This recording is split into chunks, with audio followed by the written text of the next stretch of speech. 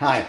Today I wanted to share with you guys a method I came up with for annealing 4570 brass. Now, I use this with all my brass, but I happen to be doing 4570 brass today. And I'm not publishing this video because I'm an expert on annealing brass, but I've seen too many people do too many stupid things that waste too much time to just sit by and not come up with a better way. So I just want to show you a way I came up with that works really well and is pretty effective.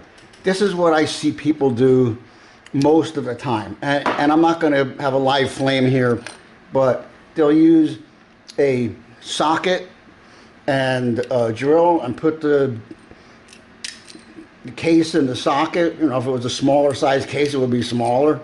And they'll run it through the flame, and of course it wobbles all over the place, and if you don't hold it perfectly straight, it eventually falls out, and it's really hard to get a consistent burn when something is wobbling around like that.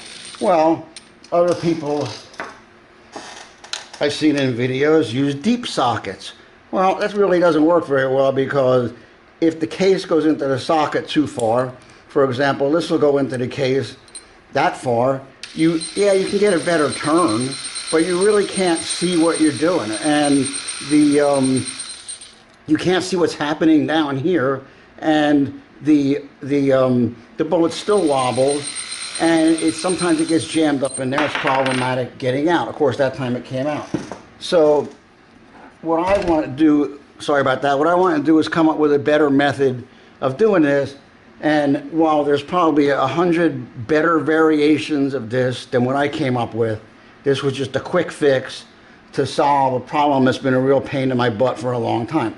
So what I did was I took a drill bit that was kind of old and beat up anyway, and it's pretty much a perfect size for a 4570 cartridge.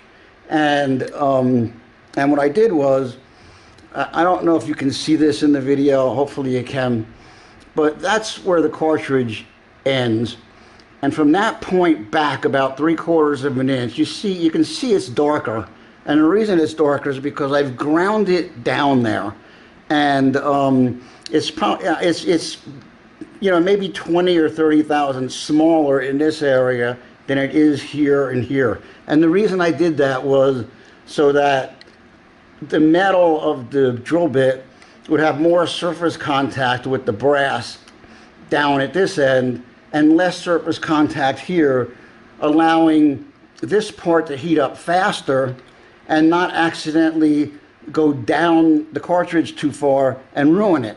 So, you know, the cartridge ends right about there, and you can see that the reason this is getting burnt looking is because there's a lot of heat mixing with oxygen in there, and discolor in the bit, whereas down here the heat's not getting that far down because it's tighter in this area than it is up here. And also, if you'll notice, when I rotate it, it rotates much more smoothly, and I'm able to turn it on different angles than I could with using sockets. So that's the method I came up with. I did try one thing once where I used a bolt and it was pretty tight, but the problem was different expansion and contraction rates. It would be hard to fall off into the water. And the other thing is, you know, after you splash a number of cases in here, this is going to get a little bit wet, and then you slide another case on and you heat it up, and you start getting little pops from steam building up inside of the case. I didn't want that. So anyway, let's do a few. And I'm not going to get into a discussion here about what color the brass should be and for how long you should keep it in there, because that's a point of contention. There's a lot of debate on it. Obviously, the one thing everybody agrees on is that you don't want it turning bright red. But I found that depending on the thickness of the brass, and 4570 brass has to be very thick, heavy material, depending on the thickness of the brass, depends on what color you want it to be. And what I do, what I found to work best with 4570 is that I try to get it just to the point, just 2 seconds or a second before it's ready to start turning pinkish and reddish. But with my other cartridges like 30-06 and 308s, I just do it until they start turning bluish and drop it into the cold water. So, but with these, if I just do it until they turn bluish and drop it in the water, and then I go to resize them, the neck is still too stiff, and I can't get it to expand and contract or resize properly. So anyway, let's do a few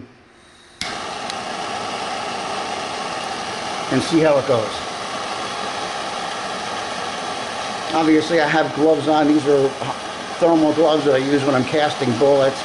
This is just a regular pair of work gloves because it's easier to use. And so we're going to start the drill, put it in the flame, and do a few.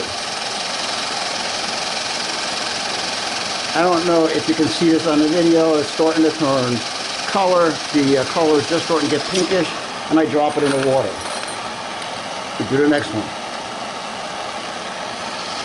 I think the important thing to note here is the reason that the drill bit is ground down in the middle is you'll notice that the flame, that the heat is only traveling down the case about 3/4 of an inch to where I have it ground out. Even though I'm holding it very close to that spot, it's not really traveling further down. Of course, it's a very tedious, time-consuming process, but it's got to be done. So, and this is the best way I found to do it.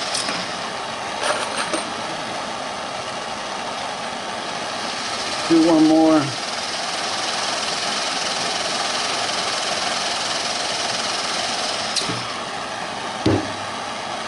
All right. Let's take a look at some of the brass in here. Hopefully, I know the water's nice and cold. It's a nice cold day outside, so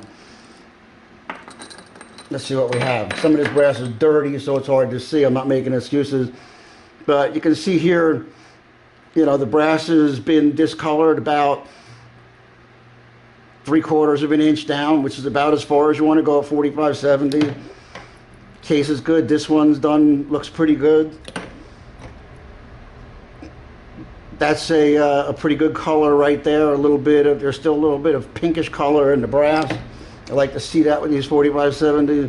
Here's a really good example. You can see the slight pinkish color in the brass going down about that far, and that's really as far as you really want to anneal brass on these cartridges. Of course, on different cartridges, it's shorter or longer depending on the cartridge.